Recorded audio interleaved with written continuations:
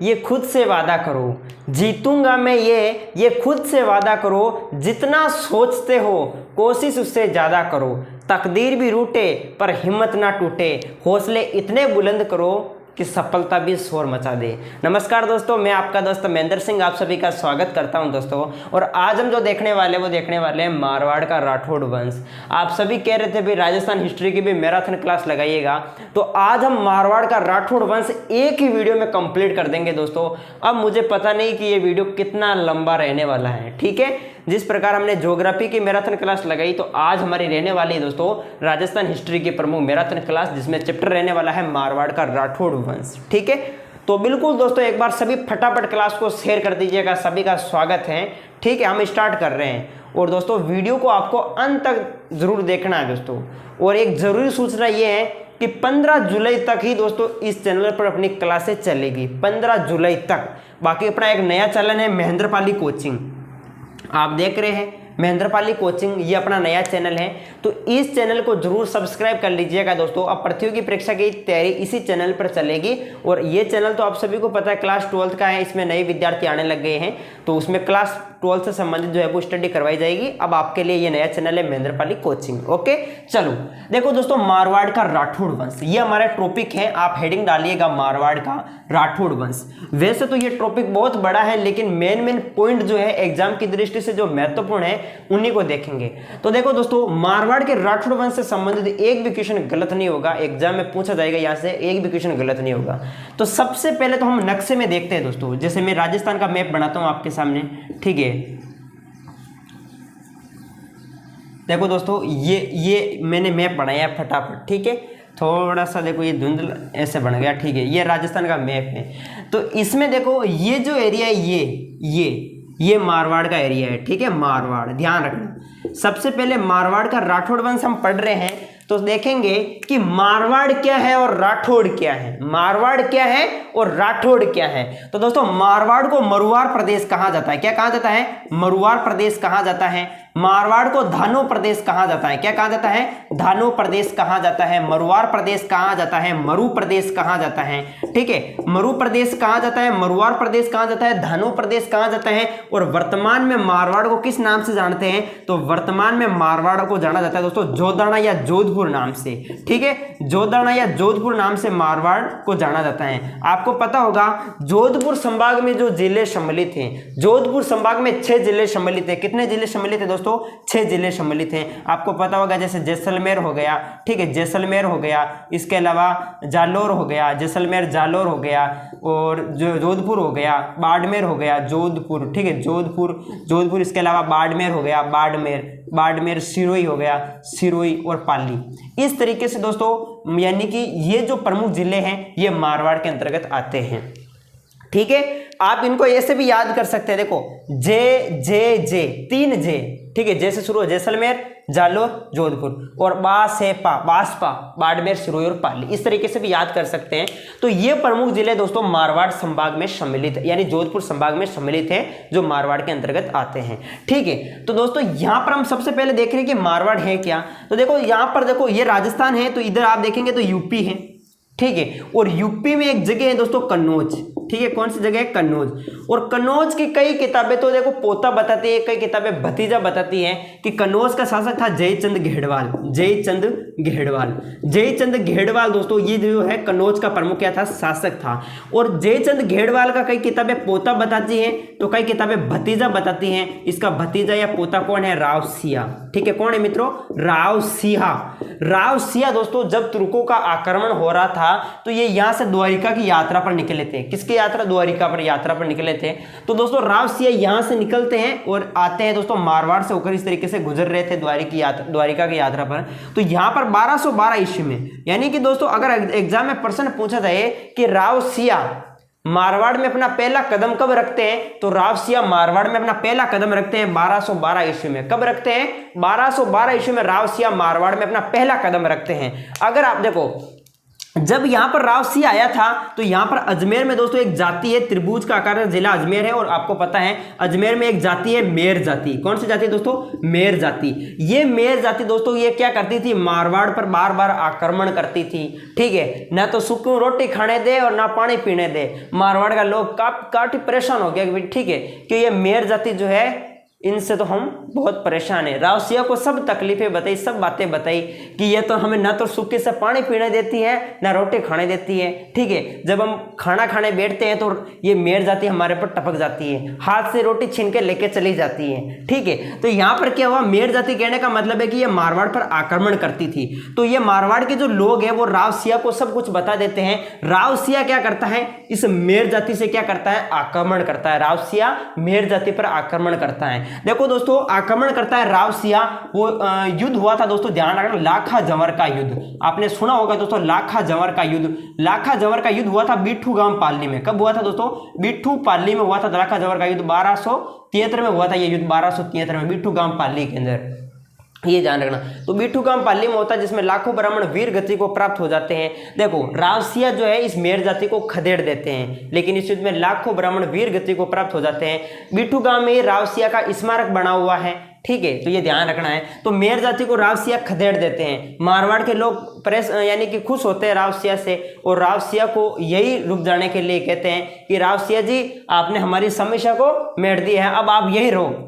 ठीक है, रावसिया से प्रसन्न यानी खुश हुए या मारवाड़ के लोग, और रावसिया को यही रुकने के लिए कहते हैं। तो रावसिया 1212 ईस्वी में तो मारवाड़ में आए थे, लेकिन मारवाड़ में अपनी नींव कब रखते हैं? तो ध्यान रखना, मारवाड़ में अपनी नींव रखते हैं 1273 में। कब रखते हैं? 1273 में रखते हैं। और 1273 में जो लाखा जंवर का युद्ध हुआ था बिट्ठू गांव पाली के अंदर, ये ध्यान रखना है। ठीक है, तो 1273 में दोस्तों, यानी कि अगर हमें एग्जाम में प्रश्न पूछा जाए कि मारवाड़ में राठौड़ वंश के संस्थापक कौन है, तो मारवाड़ में राठौड़ वंश के संस्थापक रावसिया।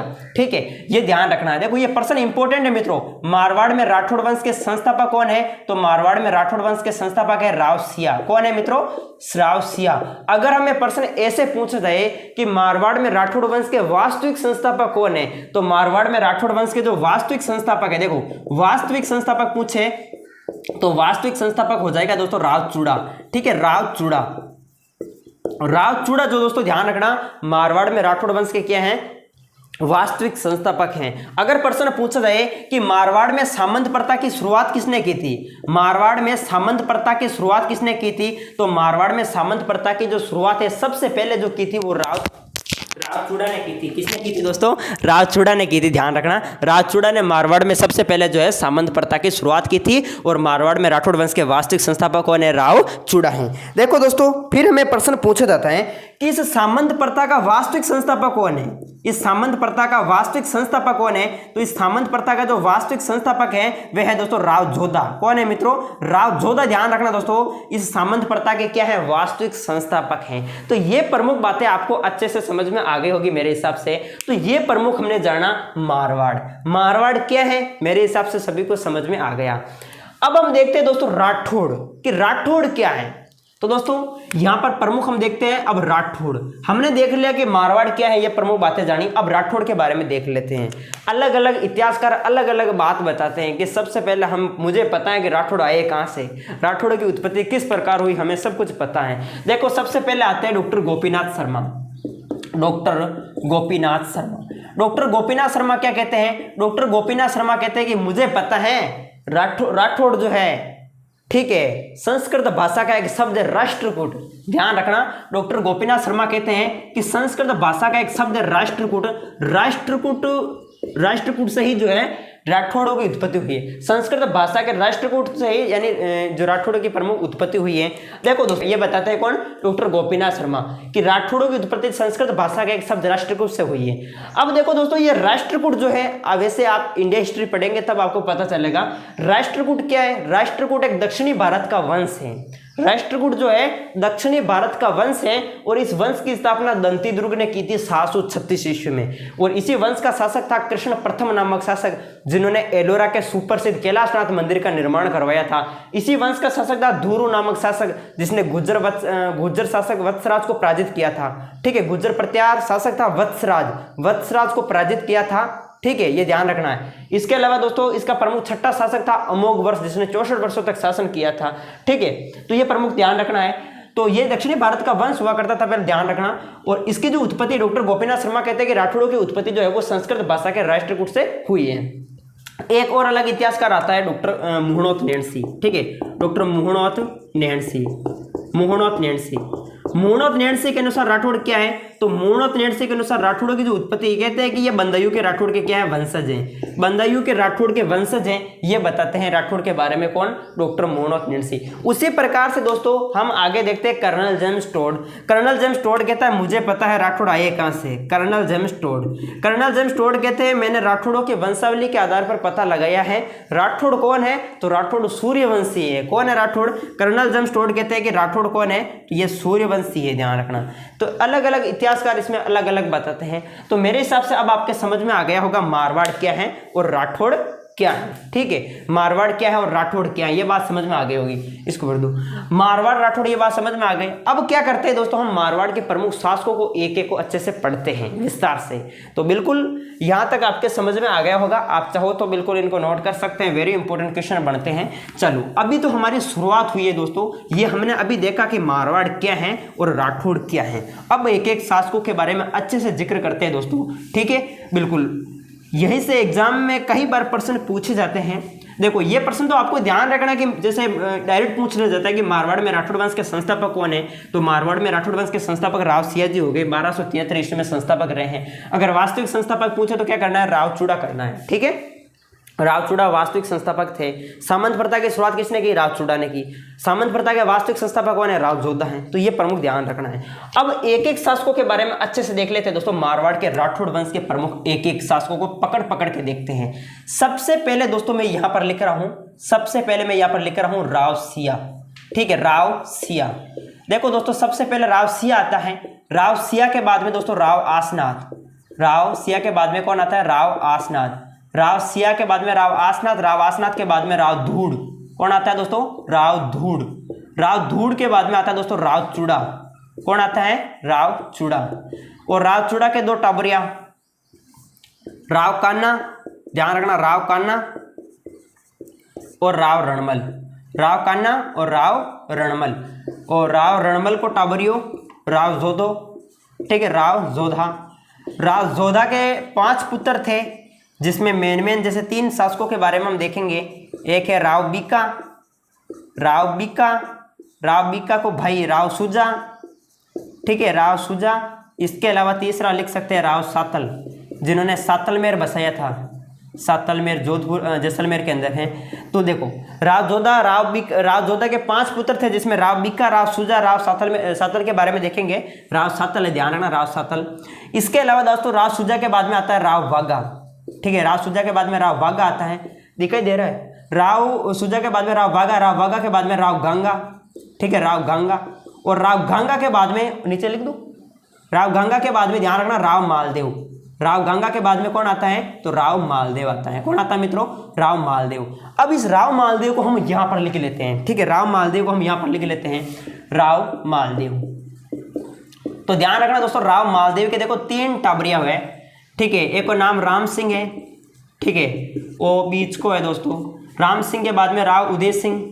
ठीक है, उदय सिंह ये सबसे बड़ा पुत्र था। इससे छोटा राम सिंह था और इन सबसे छोटा था वो चंद्रसेन था। कौन था, चंद्रसेन।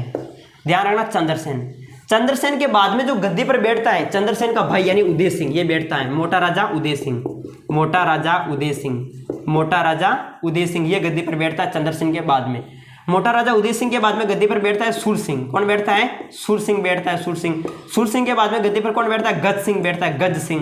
गज सिंह के बाद में गद्दी पर कौन बैठता है, तो गज सिंह के बाद में बैठता है अमर सिंह।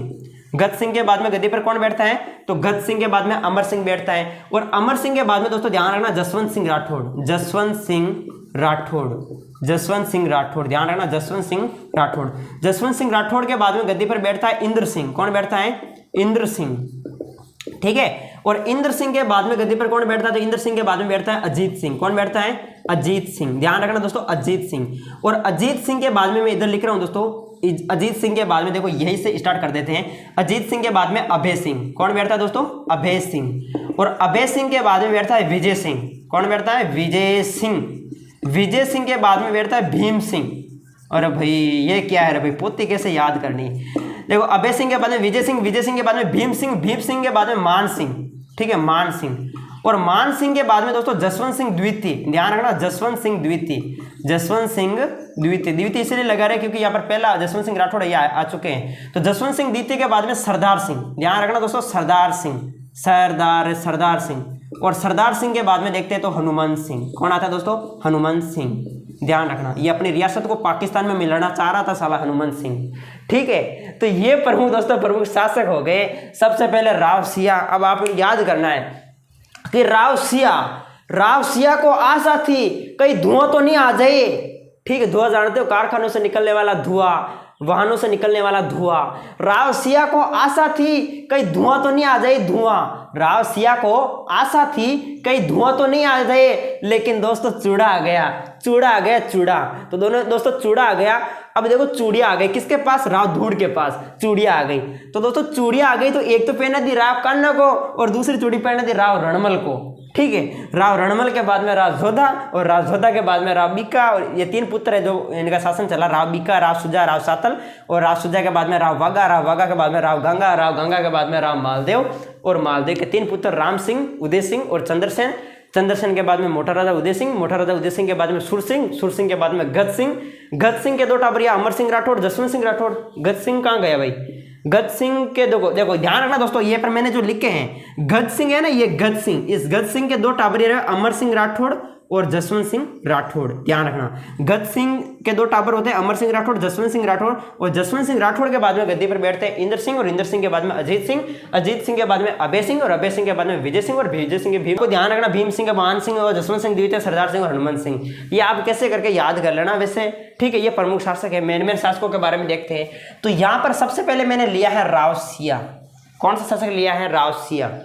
अगर हमें प्रश्न पूछा जाए कि जैसे मारवाड़ में राठौड़ वंश के संस्थापक कौन है, तो 1273 ईस्वी में मारवाड़ के राठौड़ वंश के क्या है? ये संस्थापक बने थे, ठीक है, संस्थापक, ध्यान रखना, संस्थापक है दोस्तों, ठीक है। राठौड़ वंश के संस्थापक है राव सिया। राव सिया की पत्नी का नाम क्या है? तो राव सिया की पत्नी का नाम है पार्वती सोलंकी, ध्यान रखना, पार्वती सोलंकी। ये राव सिया की क्या है? पत्नी है। पार्वती सोलंकी कोल्लूमंड गांव जोधपुर की रहने वाली थी। और कोल्लूमंड गांव में दोस्तों पाबूजी का मेला भी लगता है, आपको ध्यान रखना है। पत्नी पार्वती सोलंकी होगी। इसके अलावा दोस्तों राव सिया से संबंधित ध्यान रखना है, राव सिया ने प्रथम जो राजधानी बनाई वो पाली को बनाई, ध्यान रखना, राजधानी। राव सिया ने जो प्रथम राजधानी है वो किसको बनाई? तो प्रथम राजधानी बनाई दोस्तों पाली को। किसको बनाई? पाली को बनाई, ये ध्यान रखना है। देखो पाली की बात करें तो पाली का प्राचीन नाम क्या है?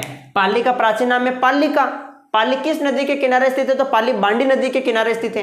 पाली वाली ब्राह्मणों के कारण ये पाली कहलाया।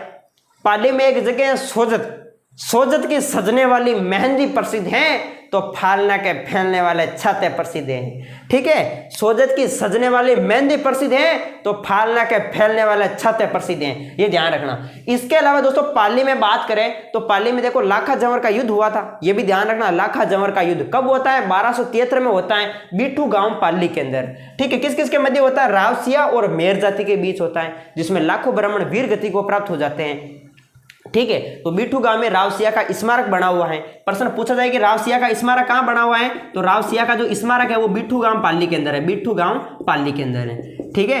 इसके वहीं पर यहाँ पर सफेद झनवा स्थित है, झनवा, ठीक है, जो सफेद चूड़ियों के ढेर के नाम से प्रसिद्ध है। तो ये प्रमुख ध्यान रखना राव सिया से संबंधित। सबसे पहली बात, राव सिया, देखो मेरे साथ साथ बोलना, राव सिया 1273 ईस्वी में संस्थापक बने।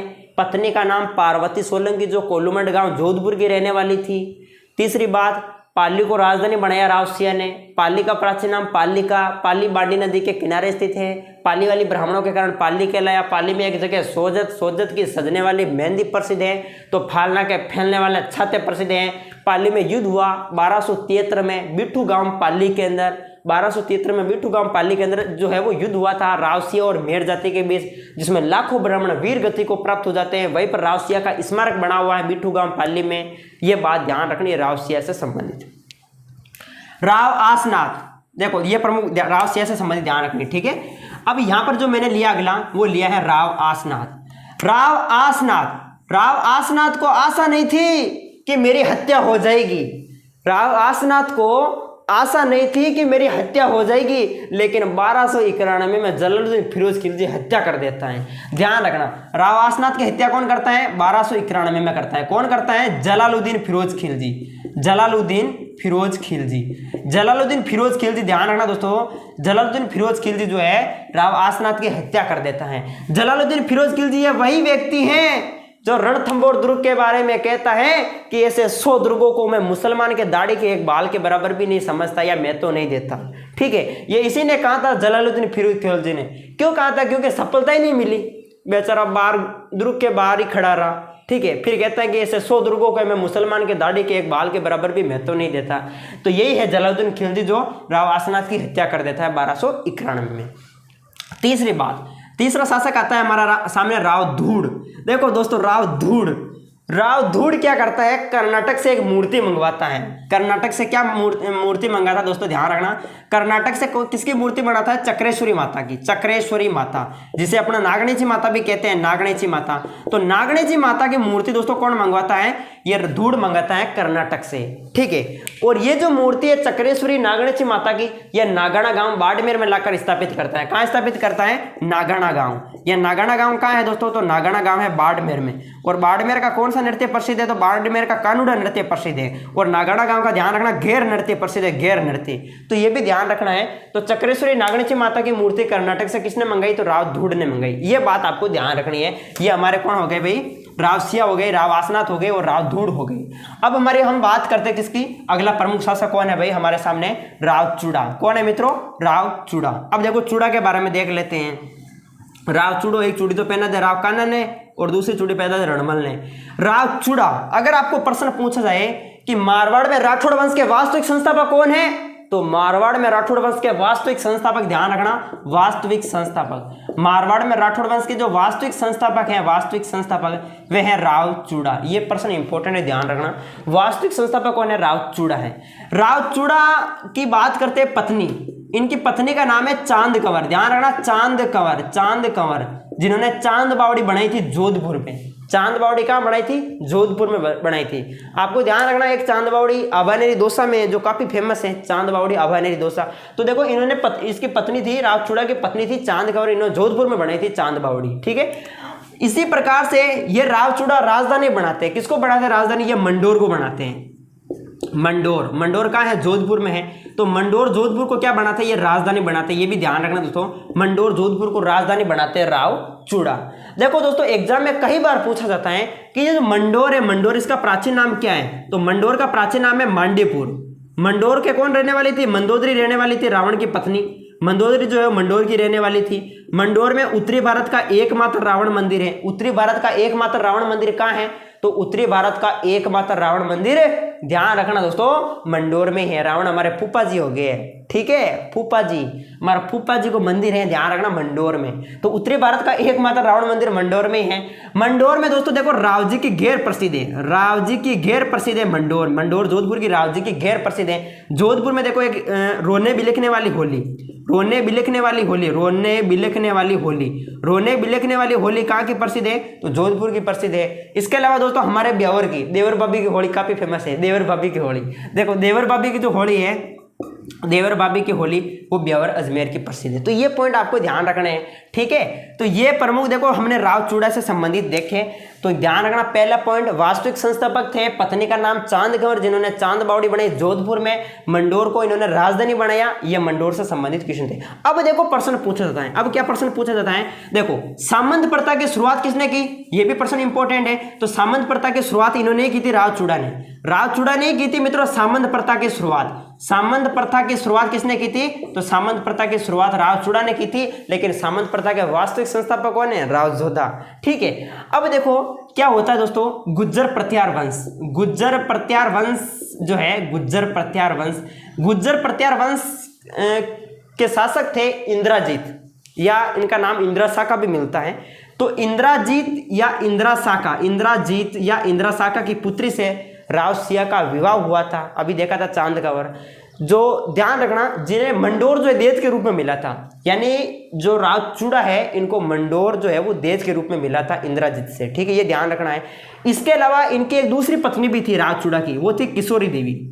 किशोरी देवी, ध्यान रखना किशोरी देवी है, जया किशोरी नहीं, किशोरी देवी है, किशोरी देवी। किशोरी देवी की बात कर लेते दोस्तों। किशोरी देवी ये मेघराज चौहान की पुत्री थी। किशोरी देवी मेघराज चौहान की पुत्री थी। इस किशोरी देवी से राव चूड़ा का विवाह हुआ। और ध्यान रखना किशोरी देवी से राव चूड़ा का विवाह हुआ। किशोरी देवी के कहने पर दोस्तों अगला जो राजा है, ठीक है, अगला जो राजा है, क्योंकि राव चूड़ा तो बूढ़ो हो गयो, अब अगला जो राजा है दोस्तों वो बना दे राव कान्हा ने, ठीक है। आ किशोरी देवी क्यों कि अगलो शासक राव कान्हा बने लो, ठीक है, नहीं तो मैं छोड़ के चली जाऊंगी, ठीक है। तो फिर गद्दी पर बैठ गया फिर राव कान्हा। तो राव रणमल नाराज हो गयो। रणमल क्यों है क्या चालू भाई, बड़ा मेरे राव कान्हा ने बना दियो, गद्दी पर बैठा दियो, अब मुझे जाना पड़ेगा यहाँ से, ठीक है। नाराज हो गया, कहने का मतलब राव रणमल नाराज होकर चला गया मेवाड़, ठीक है। कहाँ चला गया, रणमल नाराज होकर चला गया मेवाड़। और ध्यान रखना रणमल की एक बहन थी जिनका नाम था हंसाबाई, ठीक है, हंसाबाई। हंसाबाई की शादी होती है दोस्तों, मेवाड़ का एक शासक था राणा लाखा, ठीक है। हंसाबाई की शादी होती है मेवाड़ के एक शासक राणा लाखा के साथ। राणा लाखा के साथ हंसाबाई की शादी हुई। राणा लाखा के दो पुत्र हुए, ध्यान रखना, एक का नाम है राव मोकल, मोकल मोकल मोकल, जिसकी हत्या कर देते हैं चाचा व मेहरा, चाचा व मेहरा मोकल की हत्या कर देते हैं। दूसरा शासक था दोस्तों कुंवर चूड़ा, ठीक है, कुंवर चूड़ा। अब आप कहेंगे भाई चूड़ा तो ये है ना भाई, चूड़ा ये देखो राव चूड़ा, राव चूड़ा अलग है, कुंवर चूड़ा अलग है। कुंवर चूड़ा जिसे मेवाड़ का विषम पितामह कहा जाता है, मेवाड़ का विषम पितामह किसे कहा जाता है, कुंवर चूड़ा को कहा जाता है। पत्रकारिता के विषम पितामह किसे कहा जाता है, झाबरमल शर्मा को कहा जाता है। तो ये सभी याद करना है, ठीक है। हम राठौड़ वंश पढ़ रहे हैं तो दोस्तों इसी तरीके से याद करना है। मैं एक एक शासक के बारे में बता रहा हूं तो आपको अच्छे से नोट भी करना है, ठीक है। तो ये प्रमुख ध्यान रखना है। तो राणा लाखा, देखो राणा लाखा जो है, ये राणा लाखा ये रणमल के कार्यभार से बहुत प्रसन्न होते हैं। रणमल के देखो रणमल जो है, रणमल के जीजाजी हुए राणा लाखा, क्योंकि रणमल की बहन थी हंसाबाई, हंसाबाई की शादी राणा लाखा के साथ होती है। तो रणमल के जीजाजी कौन है, राणा लाखा है। तो राणा लाखा जो है वो रणमल के कार्यभार से काफी प्रसन्न हुए और प्रसन्न होकर दोस्तों रणमल को एक जागीर प्रदान की, वो है जागीर धड़ला की जागीर। ध्यान रखना धड़ला की जो जागीर दी थी वो दी थी राणा लाखा ने रणमल को, ठीक है। अब क्या होता है मित्रों, ध्यान रखना, राव चूड़ा जो है, ये चूड़ा ये क्या करता है, ये मारवाड़ में सैनिक सरदारों को भेजता है, मारवाड़ में सैनिक सरदारों को भेजता है और सैनिक सरदार आते हैं और मारवाड़ पर अधिकार कर लेते हैं। 1438 ईस्वी में क्या होता है, 1438 ईस्वी में, 1438 ईस्वी में क्या होता है, इस रणमल को मरवाने के लिए राव चूड़ा क्या करता है, 1438 ईस्वी में इसे जेल पिला दिया जाता है। 1438 ईस्वी में जेल पिला दिया जाता है चित्तौड़गढ़ दुर्ग में। कहाँ पिला दिया जाता है, चित्तौड़गढ़ दुर्ग में। चित्तौड़गढ़ दुर्ग में रणमल को जेल पिला दिया जाता है। तभी नगाड़े चिन्ह एक कमेंट मारता है, ध्यान रखना दोस्तों, नगाड़े चिन्ह का एक कमेंट है, नगाड़ चिन्ह कमेंट मारता है कि जोधा भाग सके तो भाग ले, थारो रणमल मारो जाए, ठीक है, कि जोधा भाग सके तो भाग ले, थारो रणमल मारो जाए। तो ये जो कमेंट मारा था दोस्तों, किसने मारा, राव, ध्यान रखना, ये नगाड़े चिन्ह ने कमेंट मारा था, ठीक है। तो इसमें क्या होता है, फिर राव जोधा क्या करता है, क्योंकि जोधा, रणमल कौन था, राव जोधा का पापा ही तो था, ठीक है, रणमल कौन था, राव जोधा जी के पिताजी। तो फिर क्या होता है दोस्तों, जेल पिला दिया जाता है, तो ये तो हो जाते हैं मृत्यु, इनकी तो हो जाती है मृत्यु। फिर राव जोधा क्या करते हैं, ये रहे राव जोधा, पहले इसको मिटाना पड़ेगा, ठीक है। हम यहां पर रणमल तक आए अभी।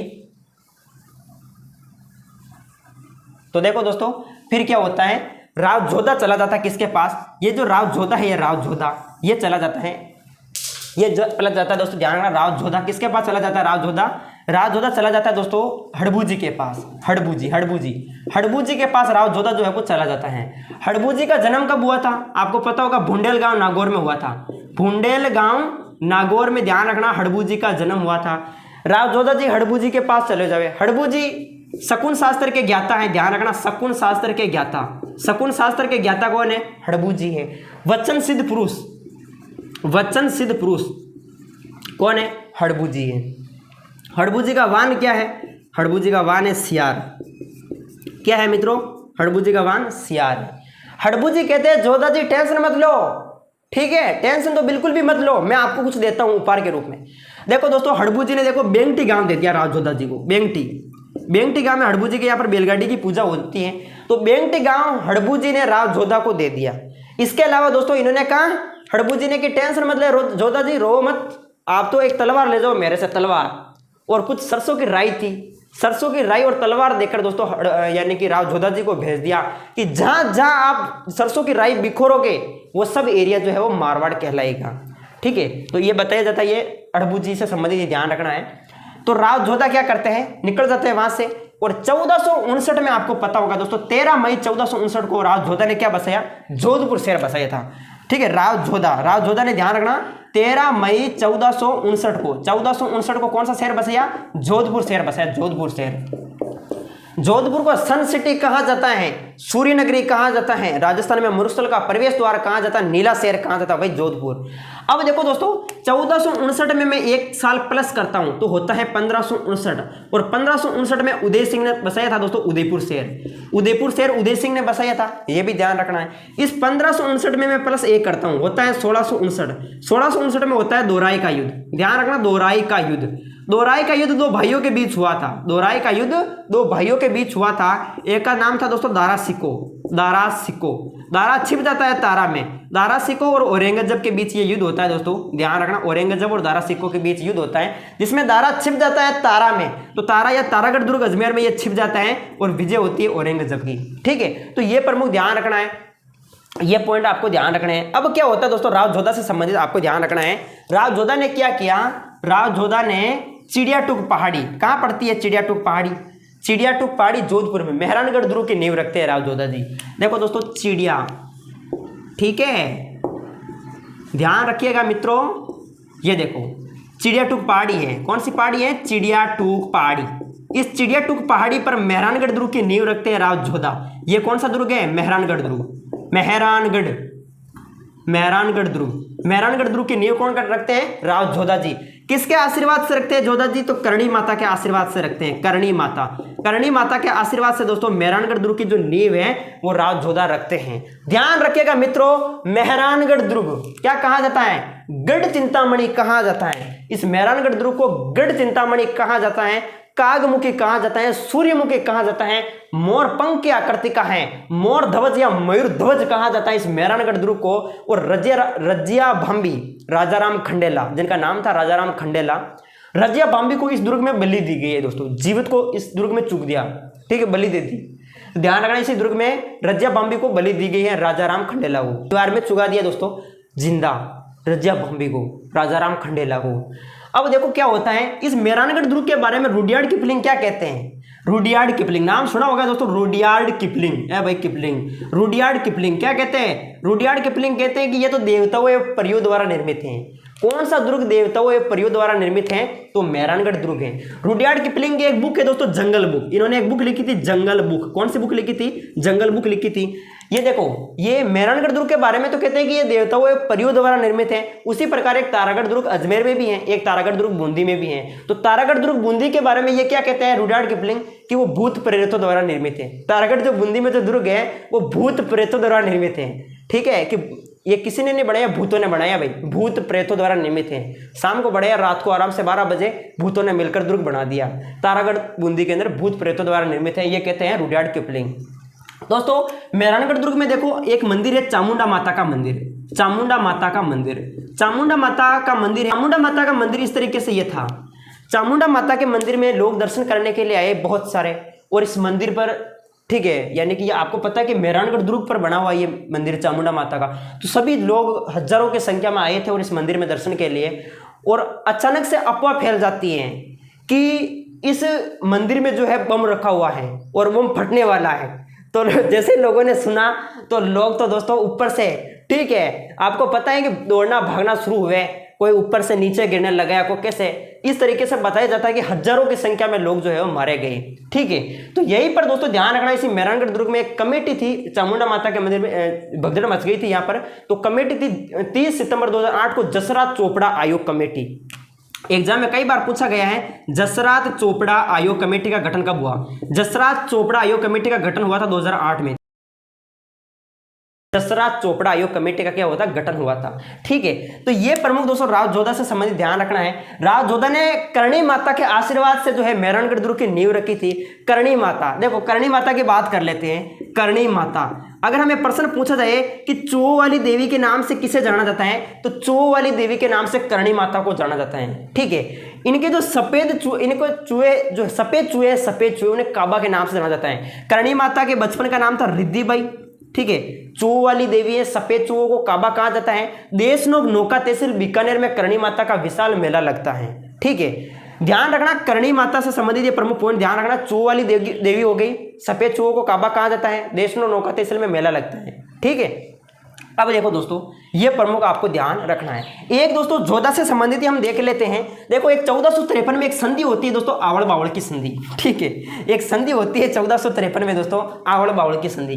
ध्यान रखना 1453 में एक संधि होती है आवड़ बावल की संधि। यह आवड़ बावल की संधि 1453 में हुई, कई बार एग्जाम में पूछी गई थी। और इस संधि का जो मुख्य उद्देश्य था वो ये था, मेवाड़, देखो एक तरफ तो था मेवाड़ और दूसरी तरफ मारवाड़ था। ठीक है, तो मेवाड़ और मारवाड़ इन सीमा के बीच का निर्धारण करना, यह प्रमुख दोस्तों इस आवड़ बावड़ संधि का मुख्य उद्देश्य था। और दोस्तों बीच में जो पॉइंट, जो बिंदु था, केंद्र बिंदु, वो था सोजत। ठीक है, सोजत। तो ध्यान रखना आवड़ बावड़ संधि का जो मुख्य उद्देश्य था वो मारवाड़ या मेवाड़ की सीमा के बीच का निर्धारण करना था।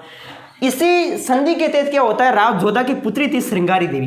ध्यान रखना श्रृंगारी देवी, इस श्रृंगारी देवी का विवाह करवा दिया जाता है। ध्यान रखना किस किस के मध्य हुई आवड़ बावड़ की संधि, तो राव जोधा और राणा कुंभा के बीच। ठीक है, राव जोधा, एक तरफ तो राव जोधा जी थे और दूसरी तरफ राणा कुंभा जी थे, राणा कुंभा। तो कुंभा और राव जोधा के बीच दोस्तों यह संधि हुई थी। इस श्रृंगारी देवी का विवाह राणा कुंभा का पुत्र था जयमल। ठीक है, पुत्र था राणा कुंभा का, वो था जयमल। इस जयमल के साथ दोस्तों इसका विवाह करवा दिया जाता है श्रृंगारी देवी का। श्रृंगारी देवी ये वही है जिन्होंने घोसुंडी बावड़ी बनाई थी, घोसुंडी बावड़ी चित्तौड़गढ़ में, जिससे वैष्णव धर्म की जानकारी मिलती है। ठीक है, तो ये प्रमुख पॉइंट आपको ध्यान रखना है दोस्तों, ये प्रमुख राव जोधा से संबंधित थे।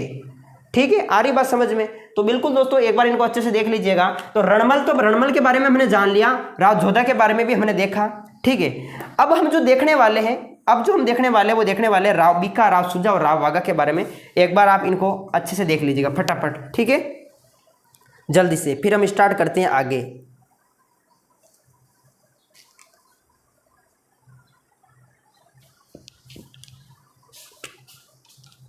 अब देखते हैं राव बीका, राव जोधा तो हो गए, राव बीका के बारे में देख लेते हैं। देखो राव बीका जाकर बीका था बीकानेर में। ठीक है, राव बीका ने बीकानेर शहर बसाया था दोस्तों। राव बीका ने कौन सा शहर बसाया था? बीकानेर। कब बसाया था? 1488 में बीकानेर शहर बसाया था राव बीका ने, बीकानेर शहर बसाया था। बीकानेर ये जांगल प्रदेश के अंतर्गत आता है, जांगल प्रदेश के अंतर्गत आता है। ध्यान रखना, वैसे राजस्थान के जनपद जैसे जांगल हुआ, मत्स्य हुआ, सुरसैन, सिवी, ठीक है, योध्य, वैसे तो 16 महाजनपद है। 16 महाजनपदों की जो जानकारी है बौद्ध ग्रंथ अगुत्र निकाय में मिलती है।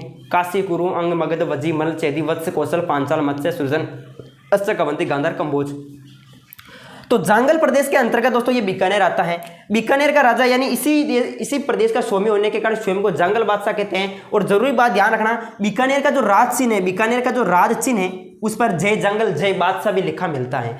राव बीका ने क्या किया? 1465 ईस्वी में राठौड़ वंश की नींव रखी थी। 1465 में राठौड़ वंश की नींव रखी थी, राठौड़ वंश की नींव। ठीक है, ध्यान रखना, राव बीका ने राठौड़ वंश की नींव रखी थी 1465 में। ठीक है, ये भी ध्यान रखना है। इसके अलावा राव बीका, तो ये ध्यान रखनी दो बातें कि राव बीका ने बीकानेर शहर बसाया था 1488 में।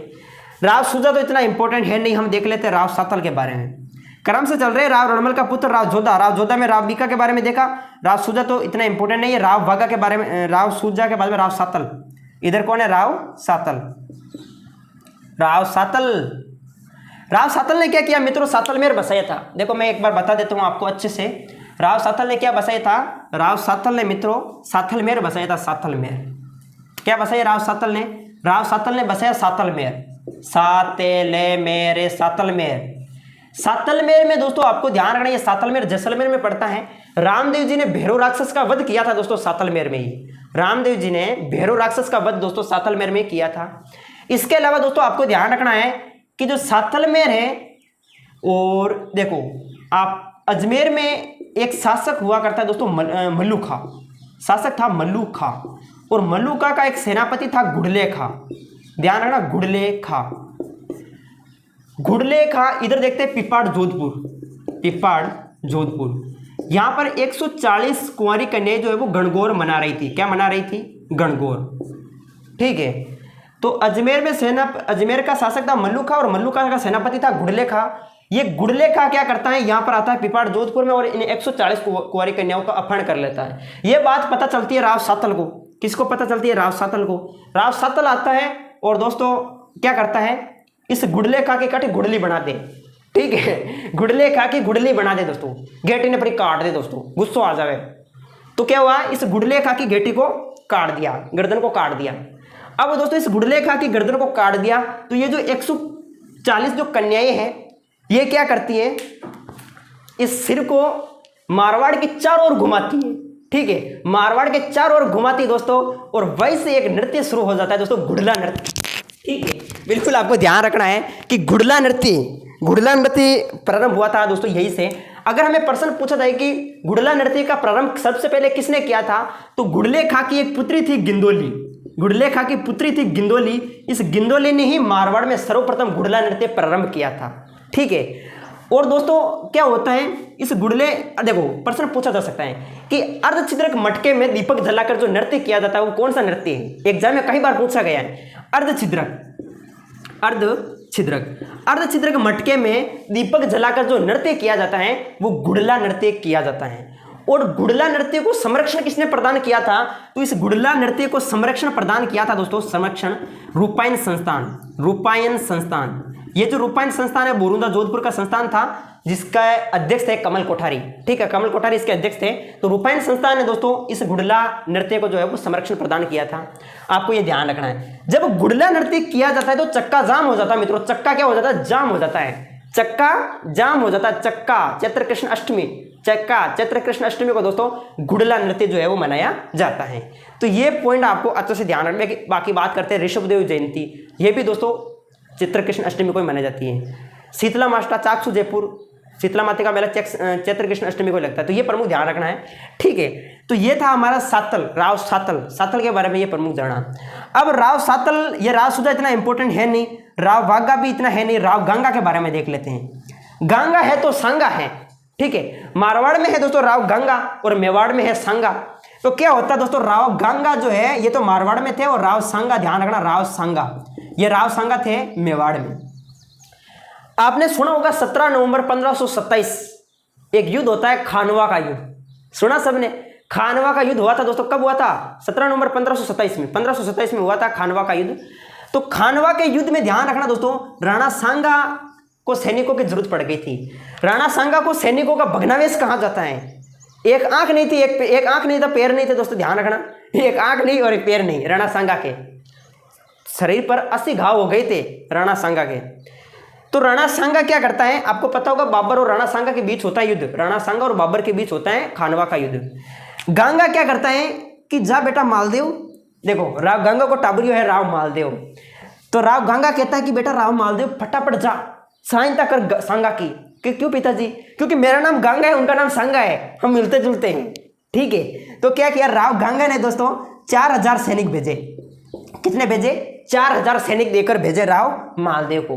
तो राव मालदेव ने कहा जी पिताजी मैं जाता हूं अभी, ठीक है, क्योंकि आपका नाम गंगा है, आपका नाम गंगा है तो उनका नाम सांगा है, तो मैं सहायता करूंगा सांगा जी की, बिल्कुल, क्योंकि वही आपके नाम जैसे ही हुए हैं, ठीक है। तो क्या हुआ, राव मालदेव जी यहाँ से निकल जाते हैं सांगा की मदद करने के लिए। लेकिन क्या होता है आप सभी को पता है, खानवा के युद्ध में दोस्तों इनकी हार होती है, राणा सांगा की हार हो जाती है, ठीक है। तो पराजय हो जाती है, इधर बाबर की विजय हो जाती है। राव मालदेव मुंह लटकाता हुआ वापस आता है, ठीक है, काफी दुखी होता है, मुंह लटकाता हुआ राव मालदेव वापस आता है, देखता है अपने पिताजी को, गंगा जी को। मेल था दोस्तों, अच्छा मेल था, इस तरीके से मेल बना हुआ था। ये गंगा क्या करता है, खुद तो काम करता नहीं, अपने बेटे को करवाता है। यहाँ पर मेल में आराम से सो रहा था दोस्तों, मजे ले रहा था, अफीम पी रखी थी, ठीक है, नशे में पड़ा था, ऊपर मेल में हवा का लुत्फ उठा रहा था, और इधर मालदेव को गुस्सा आ रखा था, इधर तो मेरी पराजय हो गई, इधर पिताजी जो है वो आराम से मेल में अफीम पीकर सो रहे हैं, आनंद ले रहे हैं। आया राव मालदेव को गुस्सा, उठा के पटक दिया दोस्तों, टांगड़ी पकड़ के घुमा के फेंक दिया खेत में, ठीक है, ध्यान रखना। तो राव मालदेव ने दोस्तों अपने पिताजी की हत्या कर दी, मेल से दोस्तों घुमा के टांग को फेंक दी खेत में। तो दोस्तों क्या होता है, राव गंगा तो चले गया राव गंगा, और गंगा को टाबरियो राव मालदेव मारवाड़ का पितृहंता राजा हो गया दोस्तों। अगर एग्जाम में प्रश्न पूछा जाए कि मारवाड़ का पितृहंता राजा किसे कहा जाता है, मारवाड़ का पितृहंता राजा जिन्होंने अपने पिता की हत्या कर दी थी वो है राव मालदेव। अगर पूछा जाए कि चौहानों का पितृहंता राजा किसे कहते हैं, चौहानों का पितृहंता, तो चौहानों का पितृहंता जगदेव को कहते हैं। आप मैंने चौहान वंश करवा रखा है, चौहान वंश का वीडियो जरूर देखना, ठीक है। तो मारवाड़ का पितृहंता कौन हो गया, राव मालदेव हो गया। अब जो कहानी शुरू होती हैं वो राव मालदेव से शुरू होती हैं। तो अब हम राव मालदेव के बारे में अच्छे से पढ़ लेते हैं। एक बार क्या है दोस्तों, आप इनको अच्छे से नोट कर लीजिएगा। हम राव मालदेव से ही कहानी को स्टार्ट करते हैं, पूरे बोर्ड को साफ करके, फिर क्रम से देखते आगे चलेंगे, ठीक है। तो पहले आप इनको अच्छे से देख लीजिएगा। तो दोस्तों बिल्कुल आपने नोट कर लिया होगा। देखो क्या है दोस्तों, एक एक शासकों के बारे में अच्छे से देख रहे हैं और मुझे नहीं लगता कि भाई इनसे बाहर आएगा दोस्तों। सभी करवा रहा हूँ जो मेन फैक्ट बनते हैं। अब जैसे राव मालदेव के एक एक लिखूंगा मैं इनको, ठीक है। तो अब हमारा जो शासक चल रहा है आगे देखो, राव मालदेव, ये गंगा तक हो गए। राव मालदेव के बारे में देखते हैं, तो इनको मिटा देते हैं अब। तो जो शासक है अगला है वो है हमारे राव मालदेव। तो राव मालदेव के बारे में देख लेते हैं। तो हेडिंग देगी हमारी राव मालदेव। वैसे शासनकाल पूछा तो नहीं जाता, लेकिन आप लिख लेना दोस्तों राव मालदेव। राव मालदेव, राव मालदेव का शासनकाल 1531 से लगाकर 1562 तक चला था। ये ध्यान रखना, राव मालदेव का शासनकाल हो गया। अब जो प्रश्न पूछे जाते हैं एग्जाम में वो ये पूछे जाते हैं। देखो पहली बात, 1532 में सोजत पाली के अंदर पड़ता है, आपको पता होगा। सोजत पाली में दोस्तों इनका राज्याभिषेक हुआ, ठीक है। राज्याभिषेक ये प्रश्न पूछा जा सकता है। राज्याभिषेक कब हुआ राव मालदेव का? 1532 में सोजत पाली के अंदर। 1531 में देखो इन्होंने क्या किया, भाद्राजुन, कहाँ पड़ता है भाद्राजुन? भाद्राजुन पड़ता है दोस्तों जालोर में। कहाँ पड़ता है? जालोर में पड़ता है भाद्राजुन। तो भाद्राजुन जालोर पर इन्होंने आक्रमण किया और वहां भाद्राजुन के शासक थे वीरा। कौन थे? वीरा थे, वीरा। तो इसको पराजित कर देते, वीरा जी को पराजित कर देते, उनकी हत्या भी कर देते हैं, ठीक है। राव मालदेव देखो इन्होंने अपने पिता की हत्या कर दी थी, इसलिए इन्हें मारवाड़ का पितृहंता राजा कहा जाता है। मारवाड़ का पितृहंता राजा किसे कहा जाता है?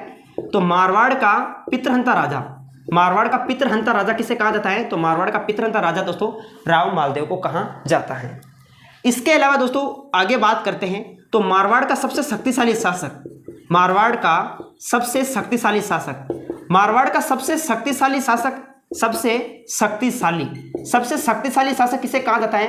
तो इन्हीं को कहा जाता है राव मालदेव को शक्तिशाली शासक। इसके अलावा प्रमुख जैसे और प्रश्न पूछे जाते हैं राव मालदेव से संबंधित। बंदायू एक इतिहासकार है, बंदायू। बंदायू के अनुसार दोस्तों ध्यान रखना, बंदायू के अनुसार भारत का सबसे शक्तिशाली शासक कौन है? बंदायू कहते हैं कि भारत का सबसे शक्तिशाली शासक, भारत का सबसे शक्तिशाली जो शासक है वो है मालदेव, सबसे शक्तिशाली शासक। बंदायू जो है वो सबसे शक्तिशाली शासक बताते हैं भारत के। उसी प्रकार से एक इतिहासकार देखो, फारसी इतिहासकार जो है, फारसी इतिहासकार कहते हैं कि हिंदुस्तान का सबसे शक्तिशाली और प्रतापी शासक है। हिंदुस्तान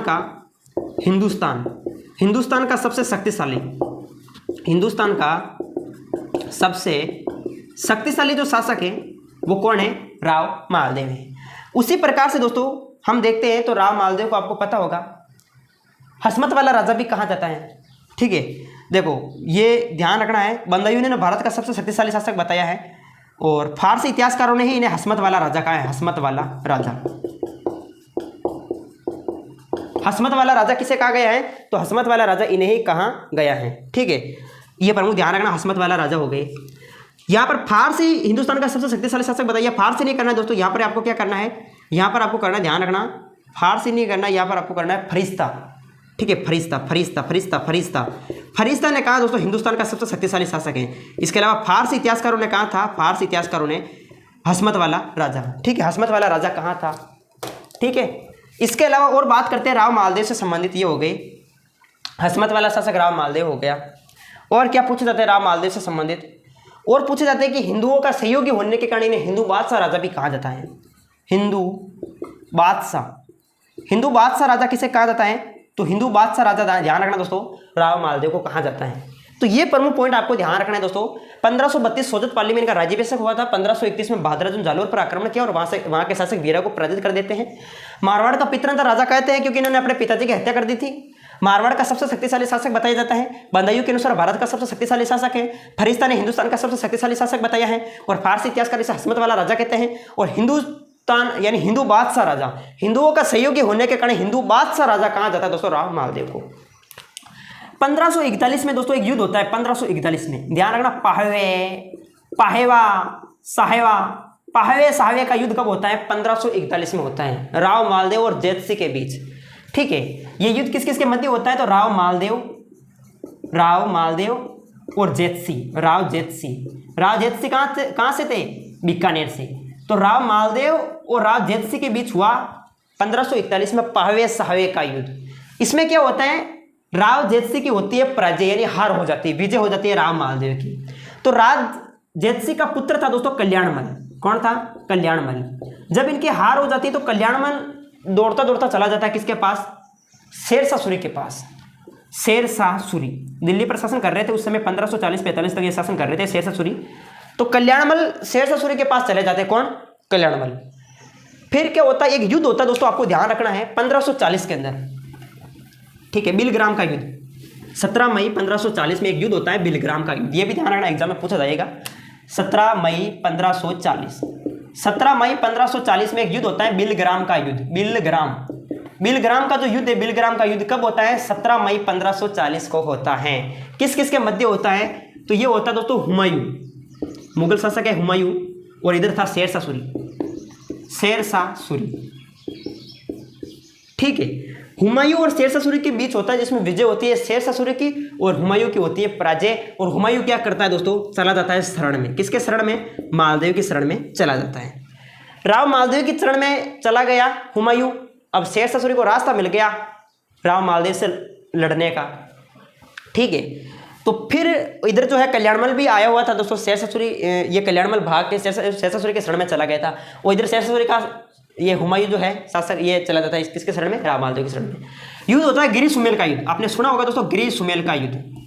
देखो दोस्तों, ये थोड़ा पेन नहीं चलते, मेरा मन नहीं करता पढ़ाने का। गिरी सुमेल का युद्ध, ध्यान रखना, गिरी सुमेल का युद्ध, गिरी सुमेल का युद्ध। गिरी सुमेल का जो युद्ध है, गिरी सुमेल का युद्ध कब होता है? गिरी सुमेल का युद्ध 5 जनवरी 1544 को, 5 जनवरी 1544 को ध्यान रखना, गिरी सुमेल का युद्ध हुआ था। हमारा युद्ध हुआ था दोस्तों, मैं गिरी सुमेल से ही हूँ, ठीक है, बिल्कुल ब्यावर के नजदीक ही है दोस्तों गिरी सुमेल। तो गिरी सुमेल का युद्ध हुआ था 5 जनवरी 1544 को। इसी गिरी सुमेल को युद्ध को जैतरण का युद्ध भी कहते हैं। कौन किसका युद्ध? जैतरण का युद्ध। कई बार एग्जाम में पूछा जाता है गिरी सुमेल का युद्ध कब हुआ? 5 जनवरी 1544 को।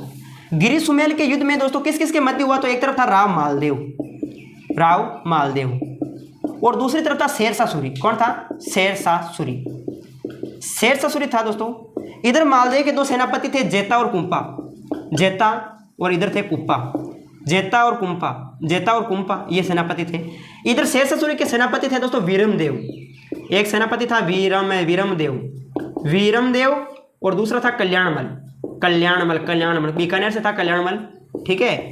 तो ध्यान रखना दोस्तों, राव मालदेव के दो सेनापति थे, जेता और कुप्पा, और इधर शेरशाह सूरी के सेनापति थे वीरमदेव और कल्याणमल। क्या होता है, शेरशाह सूरी एक चाल चलता है कि क्या पता मालदेव हमें पराजित कर सकता है। तो शेरशाह सूरी क्या करता है, जैसे आज योजना बना रहे हैं, कल युद्ध होने वाला है, ठीक है, आज युद्ध की तैयारी है, कल युद्ध हो जाएगा, आज तैयारी कर रहे हैं, ठीक है।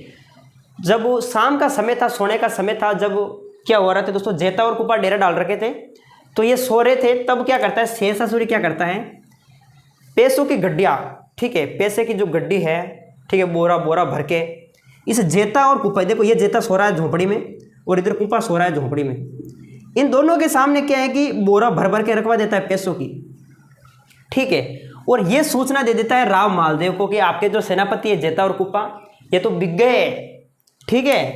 राव मालदेव ने कहा भाई नहीं बिकने वाले, मेरे वीर योद्धा जेता और कुप्पा हमेशा मेरा साथ दिया है, ये नहीं झुकने वाले हैं भाई। ऐसे आप झूठ बोल रहे हैं कि हम झूठ बोल रहे हैं, तो आप अपनी आंखों से देख के आ जाओ, उनके जो झोपड़ी है उसके सामने बोरा भर के रखा हुआ पैसों का। राव मालदेव आता है और देखता है तो वास्तव में पैसे भरे पड़े हुए। अब इनको क्या पता जेता और कुप्पा को हमारे झोपड़ी के सामने पैसे भरे पड़े हुए हैं, ठीक है। अब राव मालदेव को ये बात पता चली। राव मालदेव चुपके से दोस्तों क्या करता है, चुपके से निकल जाता है यहाँ से। कहाँ चला जाता है राव मालदेव? शिवानाद्रुप बाड़मेर में चला जाता है, ठीक है। इधर जेता और कुप्पा ये तो सो ही रहे थे। सुबह होता है, युद्ध की तैयारी होती है, इधर जेता और कुप्पा उठते हैं तो देखते हैं तो दोस्तों चारों तरफ जो है, यानी कि राव मालदेव तो यही को नहीं, अब जेता और कुप्पा ही बचा। एक तरीके से इन पर एक कलंक छा गया, ठीक है, वहाँ के लोग। तो देखो जेता और कुप्पा ये कह रहे कि अब हमारे से क्या होगा, हमारे पास बहुत कम सेना है, ठीक है, अब हमें भी भाग जाना चाहिए क्योंकि शेरशाह सूरी की सेना बहुत अधिक है। तो जेता और कुप्पा ये भी भागने की तैयारी में थे। गिरी सुमेल में देखो यहीं से चले जा रहे थे। जेता और कुप्पा निकल रहे थे तो बावड़िया थी, तो वहाँ पर जो महिलाएं हैं वो पानी निकाल रही थी और बोल रही थी कि आज जो है युद्ध होने वाला है, ठीक है, दिल्ली का शासक है शेरशाह सूरी, वो आक्रमण करने वाला है। तब कुछ महिलाओं ने बोला कि जब तक हमारे पास वीर योद्धा हैं जेता और कुपा, तब तक हमारा कोई बाल बाका नहीं कर सकता। जेता और कुपा घोड़ी लेकर निकल रहे थे, तो जेता और कुपा ने यह बात सुनी अपने कानों से। जैसे जेता और कुपा ने देखा कि लोगों का इतना प्रेम है हमारे प्रति और हम छोड़ के इनको भाग रहे हैं, तो ये बिल्कुल गलत है, हम तो लड़ेंगे, हमारे पास सेना कम ही क्यों ना हो। तो जेता और कुपा वही से घोड़ी को वापस घुमाते हैं और आ जाते हैं वापस वही, ठीक है। फिर होता है दोस्तों, देखो राव मालदेव तो था नहीं, दोनों सेनापति जेता और कुपा सेना बहुत कम थी, लड़ते हैं शेरशाह सूरी से, बड़ी वीरता से लड़ते हैं दोस्तों, और लड़ते लड़ते जेता और कुपा वीर गति को प्राप्त हो जाते हैं। शेरशाह सूरी की सेना हारने ही वाली थी, लेकिन दोस्तों ठीक है, इधर जेता और कुपा की सेना की संख्या जो है वो कम थी, तो इस वजह से इनकी जो है वो, यानी शेरशाह सूरी की सेना हारने वाली थी लेकिन और आ गई बाद में, तो इस वजह से जेता और कुपा की क्या हो गई, पराजय हो गई, ठीक है, यानी कि हार हो गई। लेकिन जेता और कुपा दोस्तों लड़ते लड़ते वीर गति को प्राप्त हो गए। लेकिन यहाँ पर राव मालदेव अगर यहाँ पर मौजूद होते तो आज शायद ये गिरी सुमेल के युद्ध में विजय किसकी होती, राव मालदेव की होती। तब शेरशाह सूरी कहता है कि मैं मुट्ठी भर बाजरे के लिए हिंदुस्तान की सल्तनत खो बैठता। इसके अलावा दोस्तों क्या होता है 1545 में, देखो ये गिरी सुमेल का युद्ध हुआ था 1540 में, कब 1544 में, ठीक है। 1545 में क्या होता है, 1545 में एक युद्ध होता है दोस्तों, कालिंजर का युद्ध, कालिंजर का युद्ध। ये कालिंजर कहाँ पड़ता है, उड़ीसा में। तो कालिंजर का युद्ध होता है 1545 में राव मालदेव और शेरशाह सूरी के बीच। एक उक्का नामक विस्फोटक पदार्थ था, उक्का नामक विस्फोटक पदार्थ के फट जाने से राव शेरशाह सूरी जो है वो मर जाता है, यानी मृत्यु हो जाती है उक्का नामक विस्फोटक पदार्थ के फटने से। और क्या होता है, राव मालदेव ने पश्चिमी राजस्थान के जैसे अधिकांश किले बनाए, जैसे पोखरण का किला जैसलमेर के अंदर है, सारण का किला पाली के अंदर है, सोजत का किला पाली के अंदर है, ठीक है। इस तरीके से अधिकांश किले बनाए थे, ठीक है। एक है मालकोट का किला नागौर के अंदर है, तो ये भी ध्यान रखना है। जो राव मालदेव है इनकी पत्नी थी रूठी रानी, हमेशा के लिए रूठ जाती मित्रों, उमादेव भटियाणी, ठीक है। रूठी रानी का नाम है उमादेव भटियाणी। ये जैसलमेर का शासक था राव लूणकरण की पुत्री थी उमादेव भटियाणी रूठी रानी। इनका विवाह राव मालदेव के साथ हुआ था, ठीक है। तो ये ध्यान रखना, राव लूणकरण जिसे कलयुग का कर्ण कहते हैं, ठीक है। राजपूताने का कर्ण राय सिंह बीकानेर, राजपूताने का कर्ण राय सिंह बीकानेर और कलयुग का कर्ण राव लूणकरण। तो लूणकरण की पुत्री रूठी रानी। तो ये था दोस्तों हमारा मालदेव। अब मालदेव के बाद में प्रमुख आगे देखते हैं, हम बिल्कुल क्रम से देख रहे थे। सबसे पहले राव सिया के बारे में देखा, राव सिया के बाद में राव आसनाथ के बाद में राव धूड़ के बाद में चूड़ा के दो टाबरिया राव कान्हा, राव रणमल के राव जोधा के बाद में राव बीका के बारे में देखा, राव सुजा के बारे में नहीं, राव डायरेक्ट सातल के बारे में देखा था। राव सुजा के बाद में राव वाघा के बाद में राव गंगा के बाद में राव मालदेव। अब देखते हैं राव मालदेव के 3 पुत्र हुए दोस्तों, राव मालदेव के 3 टाबरिया हुए। क्या कौन सा टाबर, देखो अभी देखते हैं। राव मालदेव के 3 टाबर होते हैं। राम सिंह सबसे बड़ा, नहीं बीच वाला, उदय सिंह बड़ा था, ठीक है, उदय सिंह बड़ा था। उससे सबसे छोटा कौन था, चंद्रसेन था, ठीक है। तो अब हम देखते हैं इसके बारे में, टाबरियों के बारे में। तो राव मालदेव के टाबरिया देख लेते हैं। राम सिंह, उदय सिंह, चंद्रसेन, ठीक है। देखो राम सिंह, उदय सिंह और चंद्रसेन, अगला गद्दी पर बैठ जाता है दोस्तों, अगला गद्दी पर बैठ जाता है चंद्रसेन। 1562 से 1581 तक शासन करते हैं चंद्रसेन। दोनों भाई नाराज हो जाते हैं।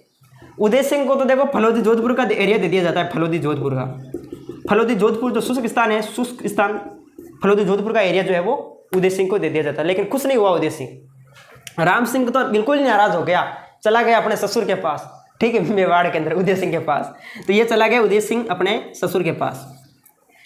इन्हें वैसे ये सोजत का किला, सोजत का जो एरिया था वो इनके पास था। अब दोनों भाइयों ने सोचा कि भाई ठीक है, ये चंद्रसेन गद्दी पर बैठ गया, हम क्या करते हैं, विद्रोह करते हैं। ये उदय सिंह विद्रोह कर देता है फलोदी जोधपुर में क्या कर देता है, विद्रोह कर देता है, ठीक है। अब विद्रोह कर देता है, चंद्रसेन से युद्ध करता है। युद्ध होता है लोहावट का युद्ध। इस लोहावट के युद्ध में उदय सिंह को यानी हारना पड़ा, तो लोहावट के युद्ध में इनकी पराजय हुई। उसी प्रकार इधर राम सिंह जो है वो सोजत में क्या कर देता है, विद्रोह कर देता है। कहाँ विद्रोह कर देता है, सोजत में। अब सोजत में विद्रोह कर देता है तो इन्हें नाडोल के युद्ध में पराजित होना पड़ता है। नाडोल के युद्ध में इन्हें पराजित होना पड़ता है। तो ये ध्यान रखना दोस्तों, राम सिंह और उदय सिंह इनको सफलता नहीं मिली और चंद्रसेन आगे गद्दी पर बैठ गया। अब देखो राम सिंह और उदय सिंह ये इतने इंपॉर्टेंट है। अब चंद्रसेन के बारे में हम देखते हैं।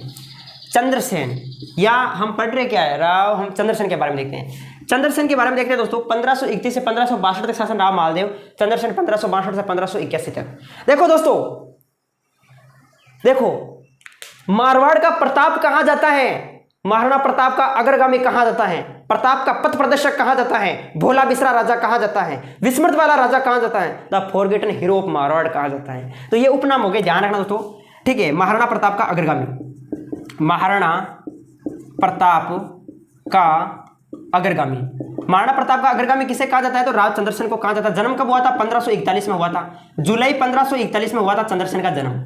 महाराणा प्रताप के अग्रगामी हो गया, प्रताप का क्या हो गया? पथ प्रदर्शक हो गया, प्रताप का पथ प्रदर्शक, पथ प्रदर्शक, पथ प्रदर्शक, पथ प्रदर्शक, ठीक है। और क्या हो गया दोस्तों? महाराणा प्रताप का अग्रगामी, प्रताप का पथ प्रदर्शक, विस्मृत वाला राजा, विस्मृत वाला राजा, विस्मृत वाला राजा, विस्मृत वाला राजा, विस्मृत वाला राजा दोस्तों राव चंद्रसेन। भोला बिसरा राजा, भोला बिसरा राजा, भोला बिसरा राजा, भोला बिसरा राजा, भोला बिसरा राजा, भोला बिसरा राजा राव चंद्रसेन, ठीक है। इसके अलावा ध्यान रखना, the forgotten, the forgotten, the forgotten, the forgotten, the forgotten hero of Marwar, the forgotten hero of Marwar, the forgotten hero of Marwar, the forgotten hero of Marwar किसे? चंद्रसेन को कहा गया। तो महाराणा प्रताप का अग्रगामी, महाराणा प्रताप का अग्रगामी, प्रताप का पथ प्रदर्शक, विस्मृत वाला राजा, भोला बिसरा राजा, the forgotten hero of Marwar, ठीक है। तो ये ध्यान रखना, प्रमुख चंद्रसेन के क्या हो गए? उपनाम हो गए, ठीक है। ये प्रमुख आपको ध्यान रखना है। इसके अलावा दोस्तों हम देखते हैं आगे, देखो, ठीक है। महाराणा प्रताप का अग्रगामी, मारवाड़ का प्रताप भी कहते हैं, मारवाड़ का प्रताप, मारवाड़ का प्रताप भी इन्हें कहा जाता है चंद्रसेन को, ठीक है। मारवाड़ के इन्हें प्रताप भी कहा जाता है।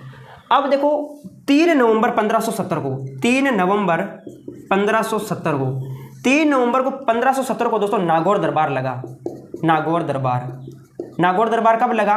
तो नागौर दरबार लगा था 3 नवंबर 1570 को। किसने लगाया? अकबर ने लगाया, ठीक है। किस ध्रुव के किनारे लगाया? तो आई छत्रपुर ध्रुव के किनारे लगाया, आई छत्रपुर ध्रुव, आई छत्रपुर ध्रुव, आई छत्रपुर ध्रुव है दोस्तों, आई छत्रपुर ध्रुव के किनारे दोस्तों नागौर दरबार लगाया था। कौन सा तालाब था? शुक्र तालाब था, शुक्र तालाब, शुक्र तालाब के किनारे ये दरबार लगा था दोस्तों, नागौर दरबार। ध्यान रखना, आई छत्रपुर ध्रुव, शुक्र तालाब के किनारे। और कौन सी नीति अपनाई थी? सुलह कुल की नीति, सुलह कुल की नीति अपनाई थी, सुलह कुल की नीति अकबर ने।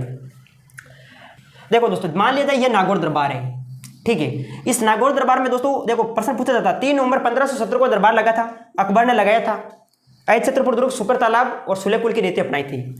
इसमें देखो बीकानेर जैसे उपस्थित थे शासक, रणथंभौर में सुरजन थे, ठीक है। जैसलमेर के हर्राय भाटी थे।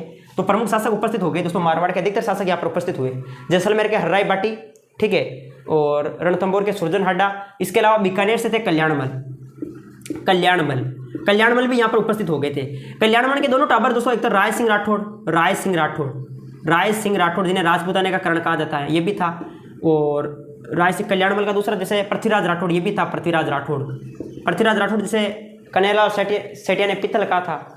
तो ये भी यहाँ पर उपस्थित हुए इस दरबार में, ठीक है। राज चंद्रसेन को भी बुलाया, तो राज चंद्रसेन आए भाई, चंद्रसेन यहाँ पर आए इस दरबार में, लेकिन इनसे कम मनशब्दार प्राप्त, ठीक है, ये प्रमुख जो छोटे मोटे शासक थे ये भी चंद्रसेन का सम्मान नहीं किया, ठीक है। तो चंद्रसेन अपना अपमान समझ रहे थे यहाँ पर। इधर अकबर गद्दी पर बैठा बैठा कहता, ये अकबर क्या कहता है? अकबर कहता है कि हिंदुस्तान में ऐसा कोई शासक नहीं बचा जो मेरे से मुकाबला कर सके। तब चंद्रसेन कह के अकबर बोली कि हिंदुस्तान में ऐसा कोई शासक नहीं बचा जो मेरा मुकाबला कर सके। तब चंद्रसेन ने बोला कि इन हाथों ने हथियार छोड़ दिए हैं लेकिन चलाना नहीं भूले। मैं ये मानता हूं कि मेरी सेना बहुत कम है, मैं ये भी मानता हूं कि आपसे युद्ध करूंगा तो मेरी पराजय होगी। तो इससे तो बेहतर है कि ना कटने से तो बेहतर है कि डटकर मुकाबला किया जाए। तो दोस्तों चंद्रसेन क्या करता है, यहाँ से निकल जाता है। चंद्रसेन यहाँ से निकल जाता है और पहुँचता है कहाँ? जोधपुर पहुँचता है। कहाँ पहुँचता है? जोधपुर, जोधपुर पहुँचता है। जोधपुर में पहुँचता है, आगे राव चंद्रसेन। तो क्या होता है, राय सिंह राठौड़ को प्रशासक या गवर्नर नियुक्त कर दिया जाता है जोधपुर का। तो फिर यहाँ से जोधपुर से निकल जाते हैं और कहाँ जाते हैं? ये आ जाते हैं भाद्राजुन। भाद्राजुन पड़ता है जालोर में, तो भाद्राजुन आ गए जालोर में, कौन? चंद्रसेन। फिर यहाँ से निकलते सीधा आ जाते हैं सोजत। सोजत में देखो इनका भतीजा था कला राठौड़, कला सिंह राठौड़, कलाजी राठौड़। तो कलाजी राठौड़ के पास आ जाते हैं सोजत में, ठीक है। फिर सोजत से सीधा आ जाते हैं दोस्तों सिवाना दुर्ग। कहाँ पड़ता है सिवाना दुर्ग? बाड़मेर में पड़ता है, ठीक है। मारवाड़ शासकों के संकटकालीन शरण स्थली, ठीक है, सिवाना दुर्ग आ जाते हैं। और यहीं पर दोस्तों 4 वर्षों तक दोस्तों सीवाना दुर्ग से सीधे चले जाते कहाँ आ जाते हैं, सीवाना दुर्ग से सीधे चले जाते हैं दोस्तों डायरेक्ट पोखरण जैसलमेर के अंदर। कहाँ चले जाते हैं, पोखरण। सीवाना दुर्ग से सीधे चले जाते हैं पोखरण जैसलमेर के अंदर, ठीक है। और पोखरण से होते हुए सीधा सारण की पहाड़ियाँ चले जाते हैं, सारण की पहाड़ियाँ। ये सारण की पहाड़ियाँ पाली जिले में, ध्यान रखना। और सारण की पहाड़ियों से होते हुए सीधे दोस्तों ये कहाँ चले जाते हैं, ये चले जाते हैं कान्होजा की पहाड़ियाँ, कान्होजा की पहाड़ियाँ। कान्होजा की पहाड़ियाँ ये भी पाली जिले में है। और फिर होते हुए दोस्तों जोधपुर में आ जाते हैं, सचिवालय जोधपुर में। सचिवालय जोधपुर में 11 दिसंबर 1581 में यहाँ पर बेरसल नामक व्यक्ति है, वो जहर पिला देते हैं और इनकी मृत्यु हो जाती है, राज चंद्रसेन की। तो ध्यान रखना, मारवाड़ का पहला शासक जिन्होंने मुगलों की अधीनता स्वीकार नहीं की थी वो था चंद्रसेन। एग्जाम में पूछा जा सकता है कि मारवाड़ का वह पहला शासक जिन्होंने मुगलों की अधीनता स्वीकार नहीं की वो थी दोस्तों चंद्रसेन। ये प्रमुख पॉइंट आपको ध्यान रखने हैं। तो चंद्रसेन कंप्लीट हुआ। अब चंद्रसेन के बाद में आगे देखते हैं। हमने देखा राव मालदेव के 3 पुत्र, राम सिंह, उदय सिंह, चंद्रसेन। चंद्रसेन के बाद में आता है मोटा राजा उदय सिंह, मोटो ही मोटो। चंद्रसेन को भाई मोटा राजा उदय सिंह। तो देखो मोटा राजा उदय सिंह के बारे में देख लेते हैं। यही तो रहा मोटा राजा उदय सिंह। चलो देख लेते हैं मोटा राजा उदय सिंह के बारे में। देखो दोस्तों, मोटा राजा उदय सिंह। मोटा राजा की उपाधि किसने दी भाई? मोटा राजा की उपाधि दी थी अकबर ने दी थी। और 1000 का मन शब्दार बना दिया भाई, तो राजी हो क्यों? 1000 को मन शब्दार बना दियो और मोटा राजा की उपाधि दी थी अकबर ने, किसको? उदय सिंह को। इसके अलावा दोस्तों उदय सिंह की बात करें तो इनके जैसे मोटा राजा उदय सिंह के पुत्र था किशन सिंह। पुत्र कौन था? किशन सिंह। ये किशन सिंह किशनगढ़ में दोस्तों राठौड़ वंश की नींव रखता है। किशनगढ़ में राठौड़ वंश की नींव रखता है किशन सिंह, ठीक है। पुत्री का नाम क्या है? तो पुत्री का नाम है दोस्तों जगत गोसाई, या फिर इसी का नाम मिलता है जोधाबाई। जगत गोसाई या जोधाबाई। तो इस जोधाबाई या जगत गोसाई का विवाह दोस्तों किसके साथ करवा दिया जाता है? जहांगीर के साथ करवा दिया जाता है। किसके साथ? जहांगीर के साथ, जिनसे एक पुत्र का जन्म होता है, वो होता है दोस्तों खुरम। बताओ कौन है? खुरम शाहजहां, ठीक है, खुरम शाहजहां। ये ध्यान रखना है। देखो दोस्तों, मारवाड़ का वह पहला शासक जिन्होंने मुगलों के साथ वैवाहिक संबंध स्थापित किए, ठीक है। मारवाड़ का वह पहला शासक जिन्होंने मुगलों के साथ वैवाहिक संबंध स्थापित किए, तो वो कौन सा हो जा? मोटा राजा उदय सिंह। और मुगल चित्रकला का जो प्रभाव पड़ा वो सबसे पहले मोटा राजा उदय सिंह के समय पड़ा। ये ध्यान रखना है। मोटा राजा उदय सिंह कंप्लीट। मोटा राजा उदय सिंह के बाद में अगला गद्दी पर बैठता है सुर सिंह इतना इंपॉर्टेंट नहीं है, बुलंदशहर यूपी में इनकी मृत्यु हो जाती है सुर सिंह की। चलो हम आगे देख ही लेते हैं दोस्तों। यहाँ पर देखो, मोटा राजा उदय सिंह के बाद में कौन आया? सुर सिंह आया। अब सुर सिंह को देख लेते हैं। मोटा राजा उदय सिंह के बाद में कौन आएगा भैया? मोटा राजा उदय सिंह के बाद में आएगा सुर सिंह। सुर सिंह। बुलंदशहर यूपी में इनकी हो जाती है मृत्यु। बुलंदशहर यूपी में हो जाती है दोस्तों इनकी मृत्यु। और इनको उपाधि दी गई थी सवाई राजा की। किसने दी थी सवाई राजा की उपाधि? सुर सिंह को अकबर ने दी थी। उपाधि जो है वो अकबर ने दी थी। सुर सिंह के बाद में देखते हैं दोस्तों, सुर सिंह के बाद में आता है गद सिंह, ठीक है। और गद सिंह तो इतना इंपॉर्टेंट नहीं है, लेकिन इनके 2 टाबरिया देख लेते हैं दोस्तों। अमर सिंह राठौड़। कौन है भाई? अमर सिंह राठौड़ और जसवंत सिंह राठौड़। अमर सिंह राठौड़ और जसवंत सिंह राठौड़। तो ये 2 टाबरिया आएगा, अमर सिंह और जसवंत सिंह दोस्तों। जसवंत सिंह की जब मृत्यु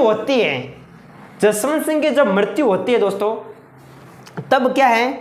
औरंगजेब कहता है कि आज मेरा धर्म विरोधी मारा गया, आज कुप्र का दरवाजा टूट गया। ये कहता है औरंगजेब की, यानी जसवंत सिंह की मृत्यु जब होती है तब औरंगजेब कहता है। ये ध्यान रखना है। अब देखो अमर सिंह राठौड़ की बात कर लेते हैं।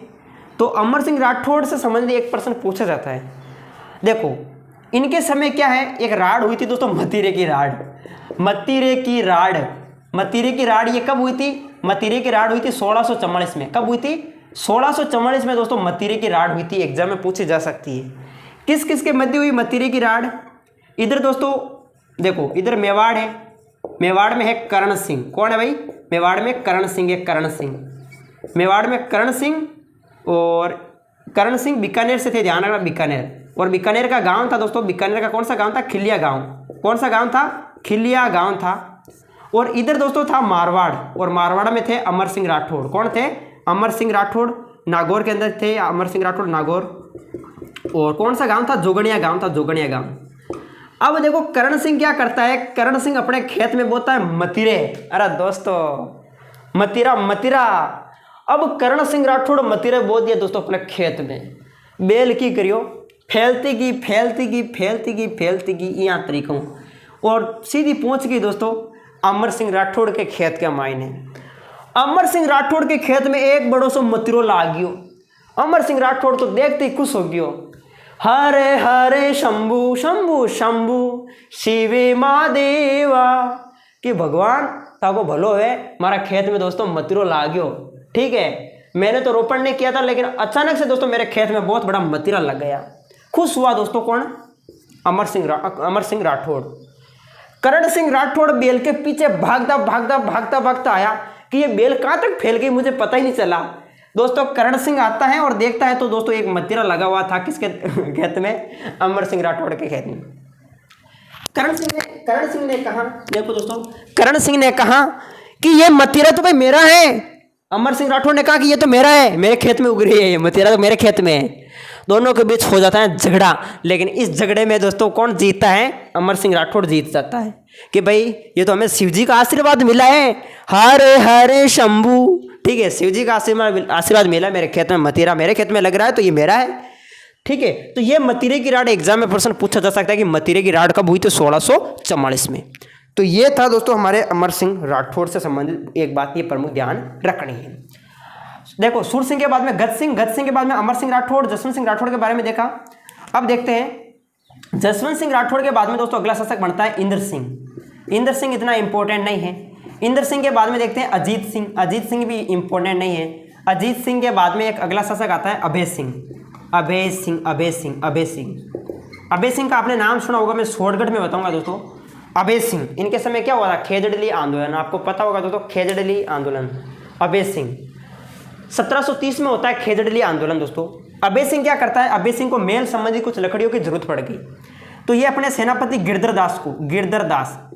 दास को खेजड़ली गांव में भेज देते हैं लकड़ियां लाने के लिए। वहां पर सैनिक लकड़ियों को काटना शुरू कर देते हैं। तब देखो अमृता देवी आती है, खेजड़ी की लकड़ियां काटना शुरू कर देते हैं। अमृता देवी आती है, ठीक है, और उनको मना करती है, लेकिन नहीं मानते। तो अमृता देवी और उनकी तीनों पुत्रियां जो है वो पेड़ों के लिपट जाती हैं और उनको भी साथ में काट दिया जाता है। इस प्रकार गांव में दोस्तों हो हल्ला मच जाता है और गांव वाले सभी आते हैं, एक एक अपना जो है बलिदान देते जाते हैं, उनको साथ काट दिया जाता है। इस तरीके से 363 लोगों ने बलिदान दिया था दोस्तों। ठीक है, तो ये ध्यान रखना है। तो अभय सिंह की यह प्रमुख घटना थी दोस्तों, खेजड़ली आंदोलन 1730 में हुआ था। एग्जाम में पूछा जा सकता है, 3 प्रश्न पूछे जाते हैं। खेजड़ली दिवस कब मनाया जाता है? खेजड़ली दिवस मनाया जाता है 12 सितंबर को। खेजड़ली मेला भाद्रपद शुक्ल दशमी को लगता है। खेजड़ली मेला गुड्डा बिश्नोई गांव, भाद्रपद शुक्ल दशमी। ठीक है, खेजड़ली वृक्ष की पूजा कब होती है? आश्विन शुक्ल दशमी को। आश्विन शुक्ल दशमी को खेजड़ली वृक्ष की पूजा होती है। खेजड़ली दिवस 12 सितंबर, खेजड़ली मेला भाद्रपद शुक्ल दशमी, खेजड़ली वृक्ष की पूजा आश्विन शुक्ल दशमी। ये बात ध्यान रखनी है। तो ये दोस्तों अभय सिंह के बाद में गद्दी पर बैठते दोस्तों अभय सिंह के बाद में विजय सिंह, और विजय सिंह के दरबार में एक पासवान थी गुलाब राय, जिन्हें मारवाड़ की नुरजा कहा जाता है, वो भी ध्यान रखना। ठीक है, अभय सिंह के बाद में कौन बैठता गद्दी पर? विजय सिंह। विजय सिंह के दरबार में एक पासवान थी गुलाब राय, जिन्हें मारवाड़ की नुरजा कहा जाता है, और विजय सिंह ने विजयशाही सिक्के चलाए थे दोस्तों जोधपुर में। विजयशाही सिक्के, अपने नाम के विजयशाही सिक्के थे। विजय सिंह के बाद में भीम सिंह आते हैं, और भीम सिंह के बाद में मान सिंह आते हैं। मान सिंह जिन्हें सन्यासी राजा कहा जाता है। मान सिंह के बाद में तख्त सिंह आते हैं।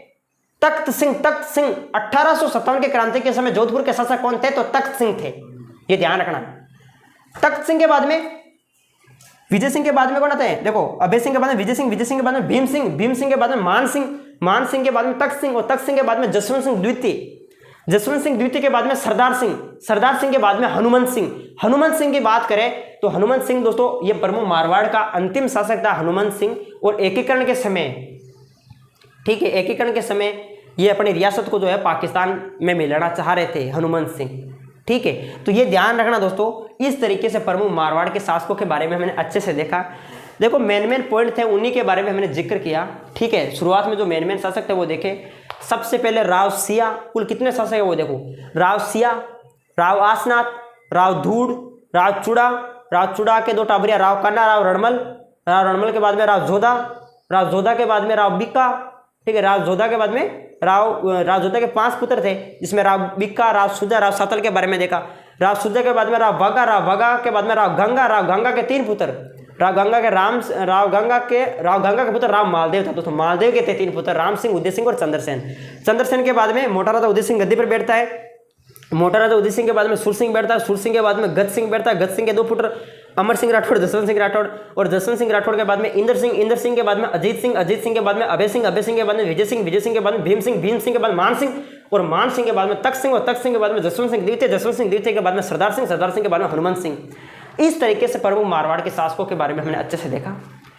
दोस्तों देखो, क्लास मेरे हिसाब से 1.5 घंटा हो गया, सभी को अच्छी भी लगी होगी, ठीक है। पूरा मारवाड़ का राठौड़ वंश एक ही वीडियो में करवा दिया।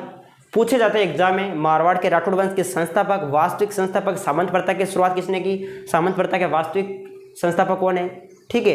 इस तरीके से प्रश्न मैंने अच्छे से आपको बताए हैं, पूरे एक शासकों के बारे में देखा। वीडियो अच्छा लगे तो आप लाइक करें और चैनल पर नहीं तो जरूर सब्सक्राइब करें। जय हिंद, जय भारत। ओके।